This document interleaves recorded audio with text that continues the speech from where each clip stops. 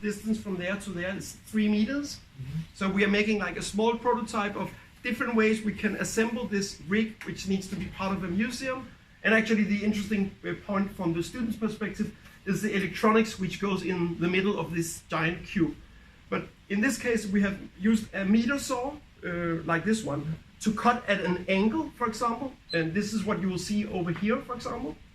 To shorten everything down so it is just a straight cut, you can use the same machine in this position.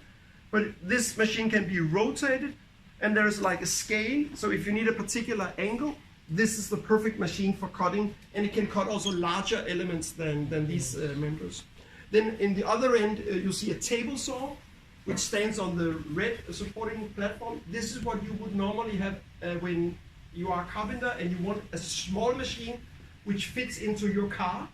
And we have a similar machine here because we have this small space, but we can only normally use 1 or 2 of the machines at the same time. So we prioritize that the machines are easy to move. In this case, I can very easily move this entire construction.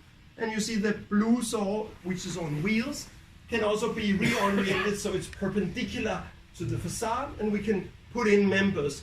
But for safety reasons, we cannot be 6 people working here with 3 different machines because the space does not allow it. But everything like this should be like manually very simple to do, and it should be possible then to test what are the issues with each of the corners, but not for stability. So the next test will be to decide on any of these 3 constructions which might be useful, and then apply some triangles.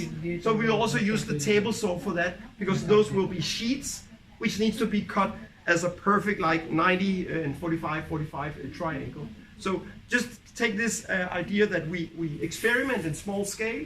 Sometimes we use the real size, sometimes we use a scaled down version, but actually in this case there could be some static issues when it's that large, so it's actually larger than what I can grab for. So we decided to test on the real materials, but then corners, so we can actually also test, but not the flexibility, for example, or if it's wobbling, it needs to be larger than next example. And then we have a lot of these like hand tools, which is like common, but we don't use them in a carpenter way. But normally we could prepare. So if this is the joint, we could prepare the joint or the arrangement of things on a computer. And then manually, if you have only a little time, you can do this extremely rough, but then you can actually test the assemble. And you can also see that some of these joints might be too brittle or too weak to actually use, even though it looked all right in the computer rendering or the workshop drawing. Then in the corner over there, next to there's a drill press where you can drill holes, obviously. And in the corner you have 2 machines. One is orange and one is transparent. And those are the CNC milling machines we operate. Those are used for also prototyping work. So you can put in a soft foam, for example, like polystyrene, and then you can mill away to generate a landscape model, which is one of the disciplines we teach at the university. You can also mill in a harder material to create something which can be used with vacuum molding. So you can do something extremely thin, which is covering this hard element, and then you can release it from the mold and cast something silicone and stuff like that, for example. And even though we don't offer in this particular workshop the silicone, if the students can prepare the molds, there are like fab labs and other workshops also in Copenhagen where you can go for a class, but you need to bring the foam or the mold you're going to use. So we can help them with that in that sense. And then I think it's called a planer, I'm not quite sure. The one standing to the left, this is where you can put in a piece of wood which might be slightly askewed or something, and then you can cut it down or using a planer, and it will like reduce the dimension but give you a perfect now square cross section. And this could be the strategy used if you want these in the final product, since none of them needs to have this like torsion. So we'll put them through the planer to ensure that they are slightly smaller but now totally perfect in the geometry, for example.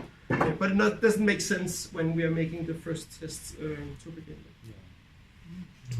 Here you also see a lot of scrap materials. Those scrap materials are from the cutting down of the sheets I mentioned in the yellow trolley.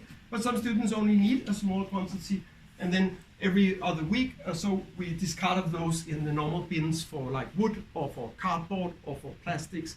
But currently I think this is going to be very soon, because if I put more in this, it will be too heavy for me to actually lift. But then we just put it in this shed in the corner. There's also fractions for glass and metal and stuff like that, so we can keep track of it. Yes. Okay. So thanks a lot. Yeah, you're welcome. Yeah. Yeah.